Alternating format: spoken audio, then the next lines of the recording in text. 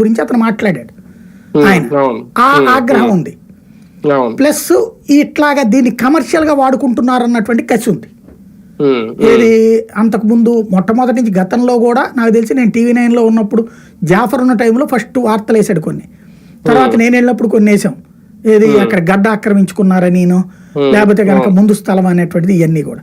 ఇప్పుడు ఓవరాల్ గా స్వరూపానంద స్వామిని రాష్ట్రం నుంచి తరిమేసేటటువంటి ప్రయత్నం జరుగుతుంది. ఎందుకంటే వైజాగ్ దాని మీద కూడా కేసులు పెట్టారు, ఇక్కడ పెడుతున్నారు. టోటల్ గా ఒక స్వామీజీని వెంటాడుతుంటే విచిత్రం ఏంటంటే ఈ స్వామీజీ కాస్త హిందుత్వ భావజాలంలో చాలా స్ట్రాంగ్ ఆయన.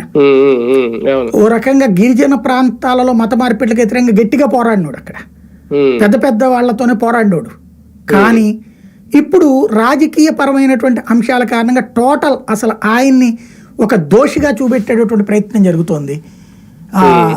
ఆయన వాస్తవంగా అయితే గనక నేను వ్యక్తులుగా గౌరవిస్తాను, రాజకీయ పరంగా విభేదిస్తా ఆయన ఆలోచన ధోరణితో. ఎందుకంటే సన్యాసులు ఈ విధమైనటువంటి రాజకీయం చేయకూడదని కోరుకునేటటువంటి వాడిని.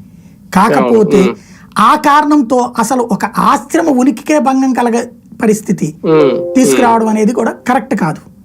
అంతే అండి, స్వామీజీల్లో ఉంటే ఒక రాజకీయాల్లోకి వస్తే ఖచ్చితంగా టార్గెట్ అవుతారు, ఇలాంటివి ఎదుర్కోవాల్సి వస్తుంది. దానికి ఈయన ఒక ఎగ్జాంపుల్ అనుకోవాలేమో భవిష్యత్తులో చెప్పుకోవడానికి. అంతే. పాలక మండలి నిర్ణయాల్లో ఓకే అండి, ఇది రాజకీయానికి సంబంధించి, ఇది ప్రజలకు పెద్ద సంబంధం ఏముండదు, పెద్ద పట్టించుకోరు కూడా ఏం జరుగుతుంది అనేది. మిగిలిన నిర్ణయాలు చూసుకుంటే, ఒకటి ఇప్పుడు ఏఐ టెక్నాలజీ ద్వారా 3 గంటల్లోనే దర్శనం చేయిస్తానని చెప్పడం, ఇవన్నీ మంచిదే. అన్నదానానికి సంబంధించి మెనూలో ఒక పదార్థం ఎక్స్ట్రా యాడ్ చేస్తామని చెప్పడం. కానీ శ్రీవాణి ట్రస్ట్ ఒక రకంగా విఐపీలకి మొన్నటి వరకు చాలా ఉపయోగపడింది.